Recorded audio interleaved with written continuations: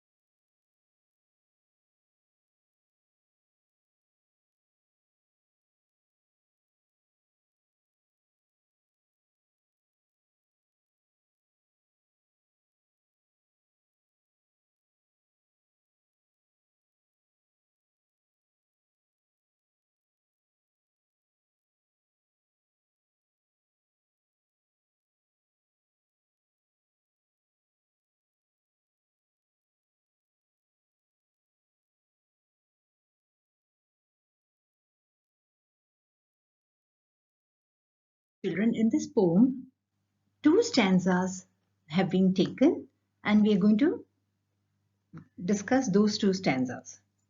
यहाँ रैदास के दो पद लिए गए हैं. Here, two stanzas have been taken from Raidas or Ravidas. पहले पद प्रभु जी तुम चंदन हम पानी में कवि अपने आराध्य को याद करते हुए उनसे अपनी तुलना करता है. In the first stanza, प्रभु जी तुम चंदन हम पानी, in that the poet thinks about his Swami or his Lord whom he worships and he compares himself with his Swami. Here Aradhya means deity or the Swami whom you worship. तुलना means comparison.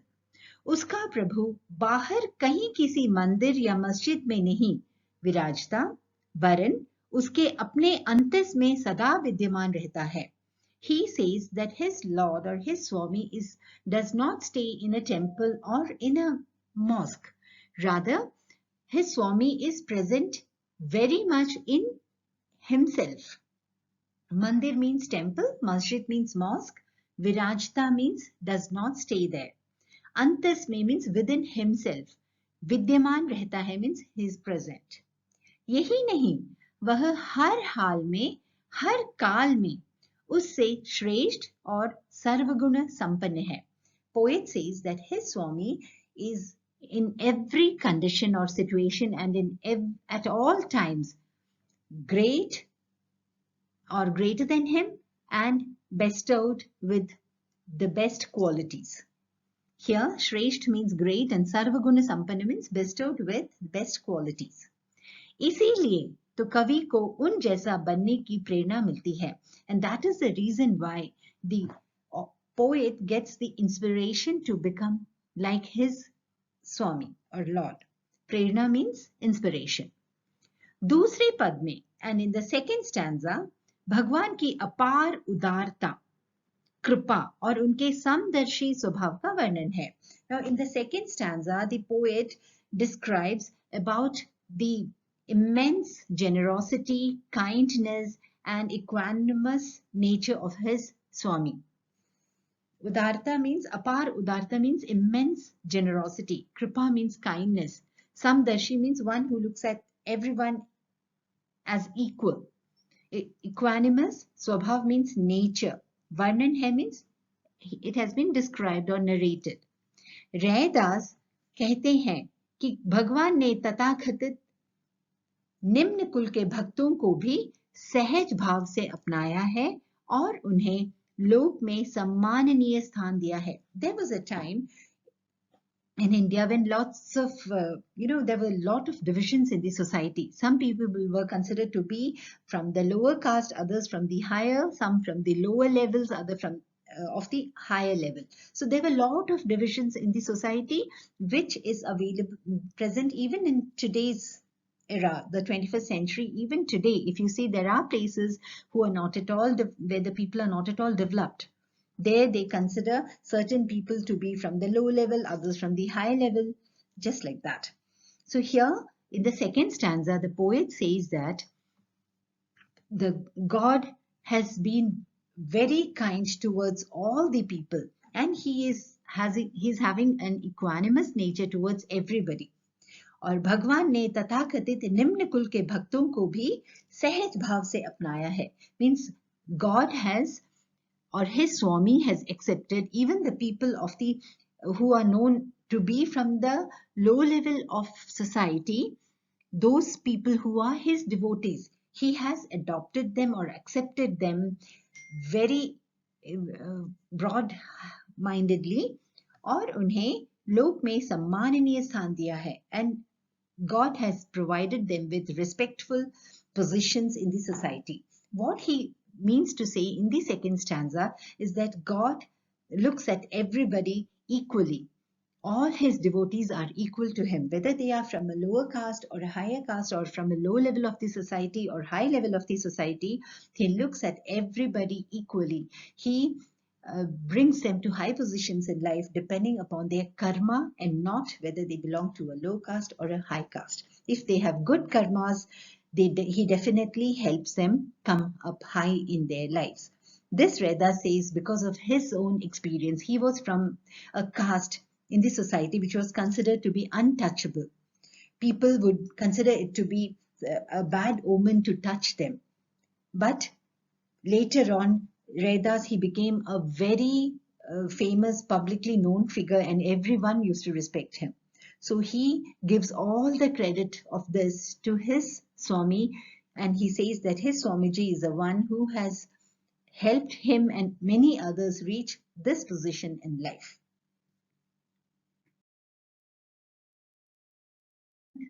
अब कैसे छूटे राम नाम रट लागी, प्रभु जी तुम चंदन हम पानी, जाकी अंग अंग बास समानी. प्रभु जी तुम घन बन हम मोरा, जैसे चितवत चंद चकोरा. प्रभु जी तुम दीपक हम बाती, जाकी ज्योति बरे दिन राती. प्रभु जी तुम मोती हम धागा, जैसे सो नहीं मिलत सुहागा. प्रभु जी तुम स्वामी हम दासा, ऐसी भक्ति करे हृदासा. Now children, in this stanza, the poet has narrated the condition of the devotee when he is fully immersed or absorbed in the love for his God or Swami. What the author says is that once a devotee is completely in love with his Swami, then it is impossible to separate him from his Lord. He gives various examples to show how inseparable they are.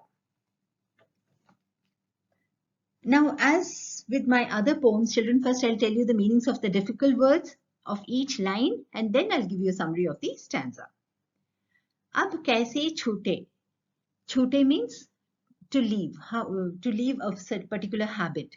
Ram Naam Rat Lagi. Here the habit that the poet has got is to keep chanting the name of God. Rat Lagi means he has been into chanting the name of Lord. Tum Chandan. Chandan here means sandalwood. Bas means fragrance. Samani means it has got absorbed.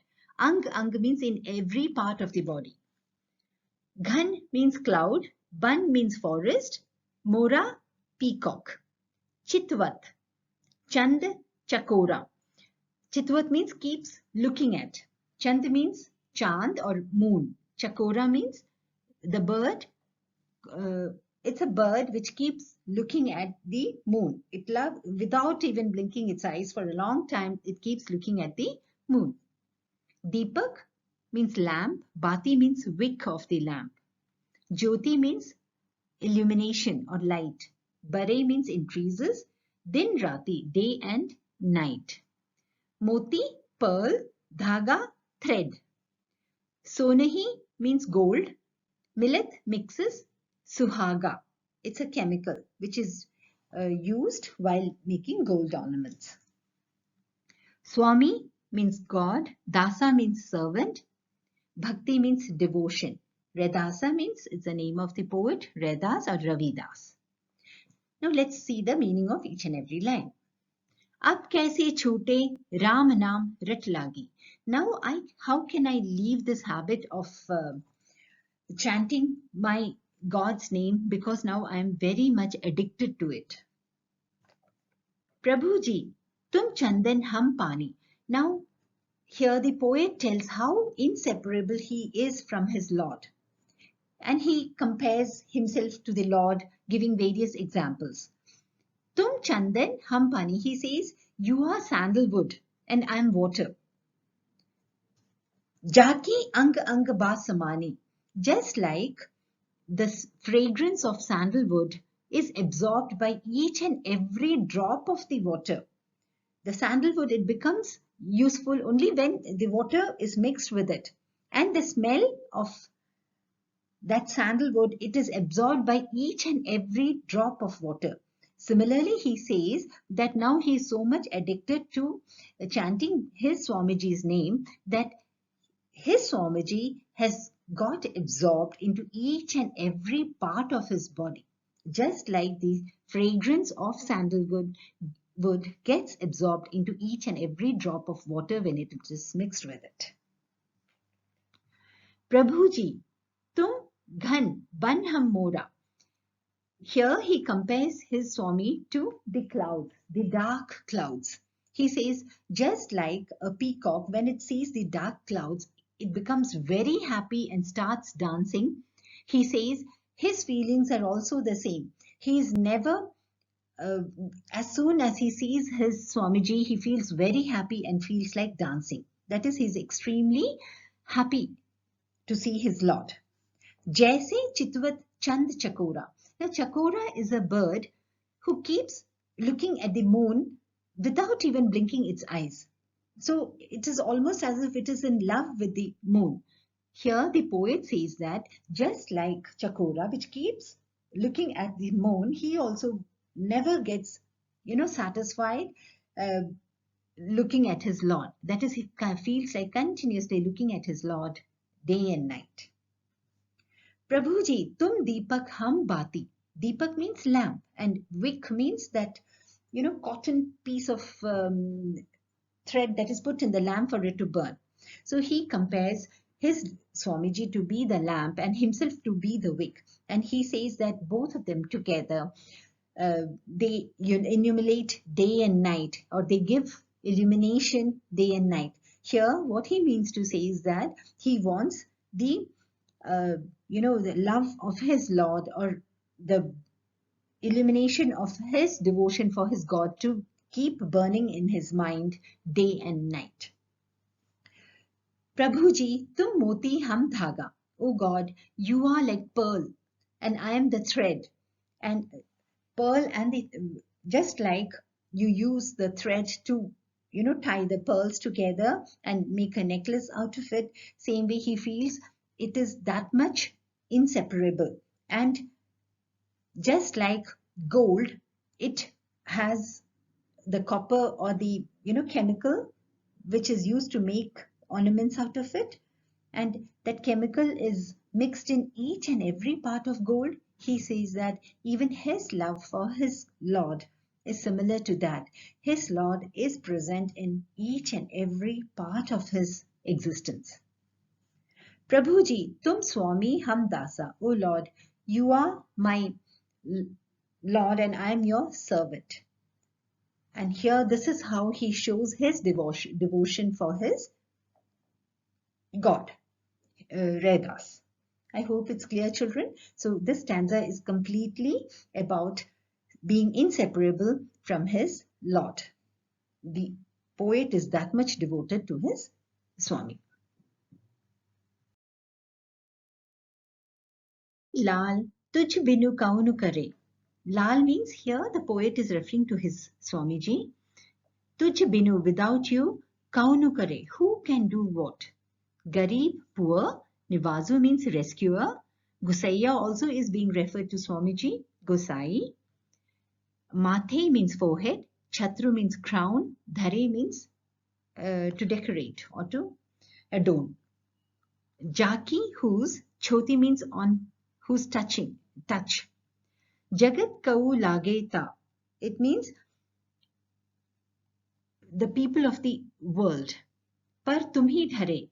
Your generosity is there. Children, word by word, first I'm telling you the meaning. Later on, I'll tell you line by line and then the summary. Nichahu uch kare. Nichahu means those who are very low in the society, considered to be low level in the society. Uch kare means you make them great or come to high positions. Gobindu. Here also, Govind means his Swamiji. Kahu, who, te na dare. You are not afraid of anyone. Namdev, Kabiru, Tilochanu, Sadhana, Sainu. All these are the names of great saints who were from the low levels of the society. Kahi Ravidasu. Ravidasu here is Ravidas, whose short name has been, made short as Raidas. Sunahu Re means, oh listen. Santahu means saints. Hari Jiyu means here again his Lord. Te Sabhai Sare means everything is possible for him. Now line by line meaning. Aisi lal tuj bin kaunu kare. Oh my Swamiji, without you, nobody can do anything. That means the poet here says that he is helpless without his Lord. Garib nivazu gusaiya mera. My Lord is the rescuer of the poor and the needy. He is capable of even making them adorn a crown on their heads. That is, he is capable of bringing people who are very poor and needy to great positions in life. That is what the author means through this line. Actually, the author, Raidas ji, he was from a low level of the society who was considered to be untouchable. So, but because he feels his Lord was very kind on him, he reached great position in his life where people, irrespective of his being from the low level or the untouchable society, they started giving him lot of respect and great position in life. He got great position in life. And he says that all the credit for this goes to only to his Swami. Jaki choti jagat kau lage ta par tuhi dhare. The people in the world, they consider the untouchables to be, people whom even if they touch or see, it is a bad omen. But he says that his Lord does not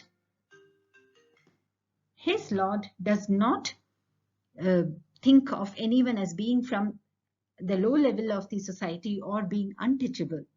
He is capable of taking care of them and making them reach the high positions in life.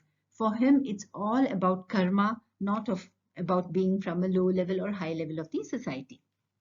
Nichahu uch kare, mera gobindu. He says, my Lord is capable of bringing people from the low level of society to great positions in life.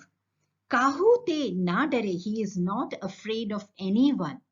So here he is showing the greatness of the Lord and his equanimous nature, his nature of considering everyone to be equal and only giving positions to people who are really deserving, that is, who have done the right karma. And he gives examples of the saints who were from the untouchable society or the low levels of the society and who all gained great positions in life because of God's kindness. Namdev, Kabiru, Tilochino, Sadhana, Sainu, all these were people who were from low levels of the society. Kahi Ravidasu, Sunahu re Santahu. Ravidas or Raidas ji says, O saints, please listen to me. Hari Jiyu te sabhe sare. It is possible for Lord to do anything. Nothing is impossible for him. So this way, in the second stanza, he talks about the greatness and the equanimous nature of his Swamiji. I hope, children, even though the words are difficult, I hope I've been able to clarify the meaning. In case of any doubts, do let me know. Now I'll just discuss the questions with you. In case you need the answers, do let me know.